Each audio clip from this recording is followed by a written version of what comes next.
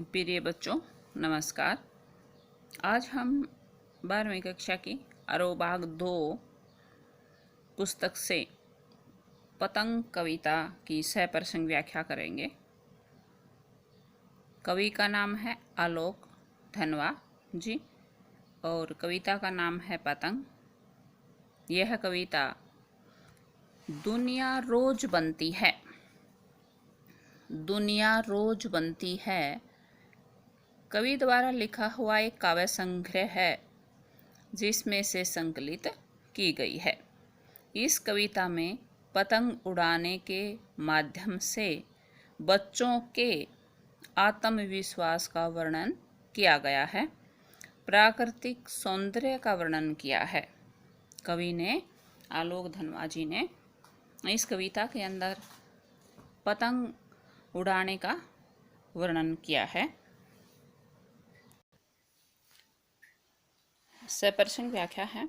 सबसे तेज बौछारें गई, भादों गया सवेरा हुआ। खरगोश की आंखों जैसा लाल सवेरा, शरद आया पुलों को पार करते हुए, अपनी नई चमकीली साइकिल तेज चलाते हुए, घंटी बजाते हुए, जोर जोर से चमकीले इशारों से बुलाते हुए, पतंग उड़ाने वाले बच्चों के झुंड को। यहाँ कवि क्या बताना चाहते हैं कि भादों का जो महीना है, अगस्त का जो महीना है वो चला गया है, बारिश का जो मौसम है वो चला गया है। सबसे तेज बौछारें गई। सबसे तेज बौछारें कौन से महीने में आती है? सावन और भादों के महीने में बारिश होती है, मूसलाधार बारिश होती है, बहुत अधिक बारिश होती है और उस बारिश में बौछारें आती हैं, साथ में हवा चलती है। खिड़की और दरवाज़ों से बारिश अंदर तक पहुंच जाती है, उसे बौछारें कहते हैं। तो बौछारें हैं वो भी चली गई हैं और भादों का जो महीना है वो भी चला गया है, जो बारिश करने वाला होता है। भादों का जो मास है वो अगस्त मास होता है। सवेरा हुआ और अब नया सवेरा आ गया है। किसका? सितंबर का पहला दिन आ गया है। ये मैं आपको नॉलेज के लिए बता दूं कि भादों का जो महीना होता है वो हिंदी में अगस्त को बोला जाता है। अगस्त और सितंबर के जो 15 दिन होते हैं, अगस्त के लास्ट के 15 दिन होते हैं और सितंबर के फर्स्ट के 15 दिन मिलाकर भादों का महीना होता है, बारिश का महीना होता है। और सितंबर में फिर सर्दी आ जाती है। तो उस समय का वर्णन कवि ने किया है। सबसे तेज बौछारें गई, भादों गया। सबसे तेज बौछारें थी, जो बारिश के कारण बौछारें आ रही थी वो भी चली गई है। बहुत तेज बारिश थी वो भी अब बंद हो गई है। भादों का महीना जिसमें बारिश होती थी वो अब समाप्त हो गया है और सर्दी ने अब दस्तक दे दी है, सवेरा हो गया है। खरगोश की आंखों जैसा लाल सवेरा। अब जो सवेरा हुआ है सर्दियों के मौसम में, जो प्रातःकाल होता सवेरा होता है, प्रातःकाल होता है, सूर्य निकलता है तो लाल रंग का प्रकाश होता है। सूर्य की किरणें जब तक पृथ्वी पर नहीं पड़ती, एक लाल से रंग का सूर्य निकलता है, लाल प्रकाश हो जाता है पूरे आकाश में। तो कवि ने यहाँ उपमा की है खरगोश की आंखों जैसा लाल सवेरा। लाल सवेरे की और खरगोश की आंखों की आपस में उपमा की है, तो यहाँ उपमा अलंकार भी हुआ। शरद आया पुलों को पार करते हुए। अब भादों समाप्त हो गया है, बारिश का मौसम समाप्त हो गया है। शरद सर्दी के दिन, अब सर्दी का मौसम आ गया है। पुलों को पार करते हुए, पुलों को पार करते हुए, पुलों को पार करते हुए आया है। वैसे मौसम पुलों को पार नहीं करता, मानव पुल को पार करता है। कोई पशु पक्षी पुलों को पार करता है, जीव पार करता है, लेकिन यहाँ शरद ने पार किया। किसको? पुलों को। यहाँ कवि क्या कहना चाहता है, यहाँ उन्होंने शरद को मानव का रूप दे दिया है, इसलिए मानवीकरण हुआ, मानवीकरण अलंकार हुआ इसमें। शरद आया पुलों को पार करते हुए। पुलों को पार क्यों करते हुए आया? वैसे भी तो आ सकता था, क्योंकि बारिश के मौसम में बहुत अधिक पानी गिरता है और नदी नालों में सब जगह पानी ही पानी हो जाता है, इसलिए नदियाँ बहुत अधिक पानी से भरी होंगी, ऊपर तक पानी होगा, नदी से तो आ नहीं सकता। पुल को पार करके आया है, पुल के ऊपर से शरद आया है पुल को पार करते हुए, अपनी नई चमकीली साइकिल तेज चलाते हुए। अब यहाँ कवि ने और भी सुंदर उपमा दी है और कहा कि शरद है जो, उसको एक मानव का रूप दे दिया है।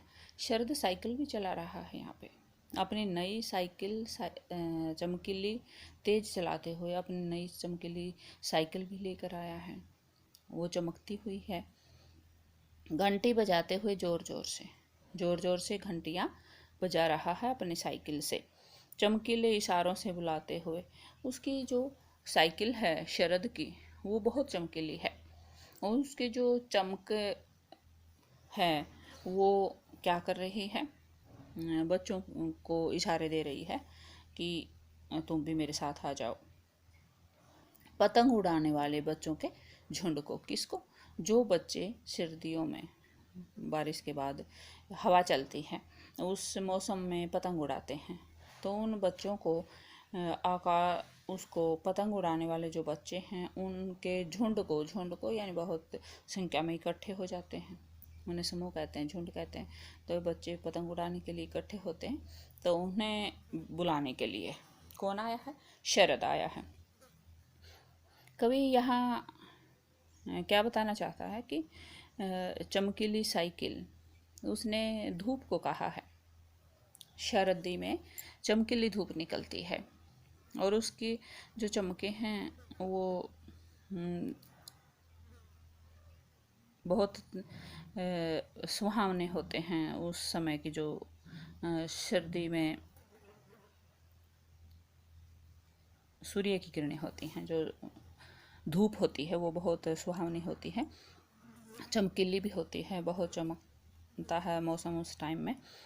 तो वो क्या कहता है कि चमकीली साइकिल लेकर शरद नहीं आया है। यहाँ कवि ने जो कल्पना की, शरद ऋतु में धूप आई है, धूप रूपी साइकिल आया है और वो बहुत चमक रहा है। जब सूर्य की किरणें निकलने लगती हैं तो बच्चे सुबह उठ जाते हैं, सवेरा हो जाता है, सूर्य की किरणें आती हैं सवेरे के बाद। पहले लाल सवेरा आया, फिर शरद आया। शरद क्या लेकर आया? सुबह उठकर चमकीली साइकिल लेकर आया। चमकीली साइकिल कौन सी थी? धूप रूपी साइकिल। अब वे क्या था, आप घंटी बजा रहे हैं, यानी जो धूप की किरणें बच्चों के घरों में प्रवेश कर रही हैं, तो बच्चों को पता चल जाता है कि सुबह हो गई है, तो वो सब उठकर आ जाते हैं और इकट्ठे होकर सब पतंग उड़ाते हैं। अब चमकीले इशारों से बुलाते हुए और आकाश को इतना मुलायम बनाते हुए कि पतंग ऊपर उठ सके। अब चमकीले इशारों से तो बच्चों को उन्होंने बुलाया, धूप अंदर प्रवेश किया घरों में, आकाश को इतना मुलायम बनाते हुए, आकाश को भी इतना मुलायम बना दिया, बहुत अधिक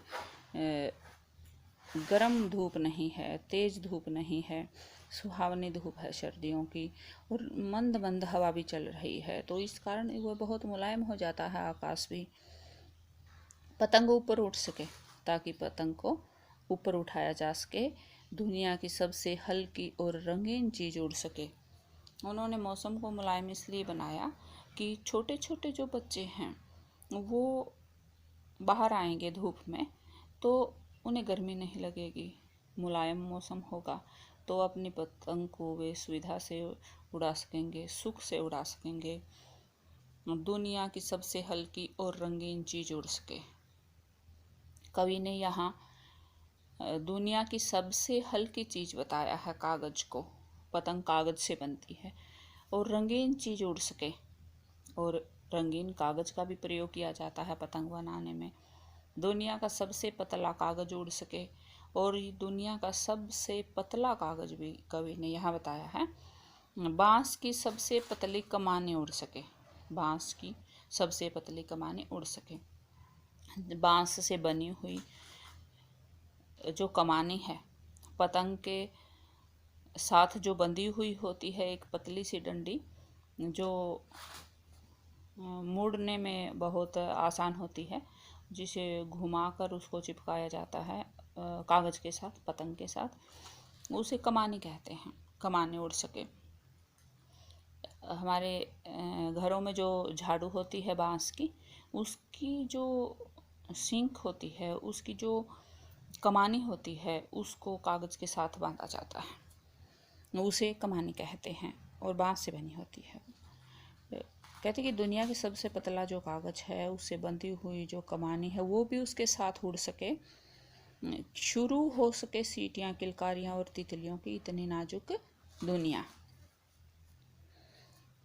यहाँ कवि बताते हैं कि बच्चे जब पतंग उड़ाते हैं, आकाश में पतंग उड़ती है, तो उनकी सीटी बजनी शुरू हो जाती है। शुरू हो सके सीटियाँ, सीटी बजाना बच्चे खुश होकर शुरू कर देते हैं, किलकारियाँ मारना शुरू कर देते हैं। और तितलियों की इतनी नाजुक दुनिया, तितलियों की इतनी नाजुक दुनिया, नाजुक सी एक दुनिया बन जाती है तितलियों की। आकाश में जब रंग बिरंगे कागज उड़ते हैं, पतंग उड़ते हैं, बच्चों द्वारा जो पतंग उड़ाए जाते हैं वो बहुत संख्या में हो जाते हैं। उनका पूरा एक झुंड होता है, वो सब पतंग उड़ाते हैं, तो बहुत संख्या में आकाश में पतंग उड़ने लगते हैं। तो ऐसा लगता है कि आकाश में रंग बिरंगी तितलियाँ उड़ रही हों। कवि यहाँ बहुत सारे उपमाएं देते हैं, बहुत सारे भाव प्रकट करते हैं बच्चों के मन के इन उदाहरणों के सहारे, उदाहरणों के साथ। यहाँ जैसे कवि ने बताया है कि आकाश को मुलायम बनाना, और पतंग ऊपर उड़ सके, दुनिया की सबसे हल्की और रंगीन चीज़ उड़ सके, दुनिया का सबसे पतला कागज उड़ सके, ये सारी चीज़ें तो उड़ती हैं। आगे कविता में कवि जो बताना चाहते हैं, उसके सहायता से यदि हम इसमें देखेंगे, तो कवि कहना चाहता है कि जो बच्चे हैं वो भी बहुत दुबले पतले होते हैं, बांस की कमानी की तरह। बांस की कमानी की तरह बड़े दुबले पतले होते हैं, छोटे छोटे, और बहुत हल्के फुल्के होते हैं। उनके जो भाव हैं, भाव के माध्यम से पतंग के साथ ही आकाश में उड़ रहे होते हैं, ऐसा महसूस होता है बच्चों को। काव्य सौंदर्य, इस कविता के अंदर, इस पद्यांश के अंदर कवि ने कोमल बच्चों के साहस और निडरता का सजीव चित्रण किया है। भाषा शुद्ध साहित्यिक खड़ी बोली है। इसमें अनुप्रास, मानवीकरण, स्वभावोक्ति, अलंकार का प्रयोग किया है, और उपमा अलंकार का भी इसमें प्रयोग किया है कवि ने। कोमल कांत पदावली का चित्रण किया। प्रसाद गुण है इसमें। अभिधा शब्द शक्ति का प्रयोग किया है। शैली भावपूर्ण है, और मुक्तक छंद का प्रयोग किया है। कवि ने किसी छंद का इसमें प्रयोग नहीं किया, ये छंद से मुक्त है, मुक्तक छंद का प्रयोग किया है। यह है हमारा पतंग कविता का एक पद्यांश पूरा होता है। दूसरा पद्यांश हम नेक्स्ट वीडियो में करेंगे, क्योंकि वीडियो बहुत बड़ी हो जाती है।